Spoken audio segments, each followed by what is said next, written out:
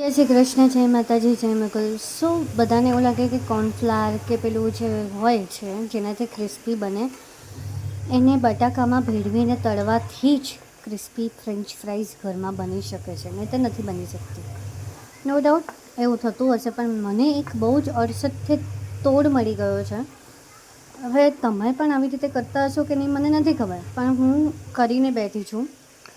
આ નોનસ્ટિકમાં મેં તેલ લીધું છે ને એમાં મેં કશું જ ઉમેર્યા વગર આ ફ્રેન્ચ ફ્રાઈઝ તળી છે. શરત એટલી જ છે કે તેલ જેટલું હોય તેમાં 10-20% જ ફ્રેન્ચ ફ્રાઈઝ એટલે કે બટાકાના ચિપ્સના એ નાખવાના છે. તમે જોઈ શકો છો કે નોનસ્ટિકના આ જો અવાજ પણ તમને કદાચ આવતો જ હશે. એકદમ સરસ થઈ ગઈ છે અને થોડી લાલાશ પડતી કરવા દઈ એટલે એનાથી તમારી ફ્રેન્ચ ફ્રાઈસ એકદમ ક્રિસ્પી થશે.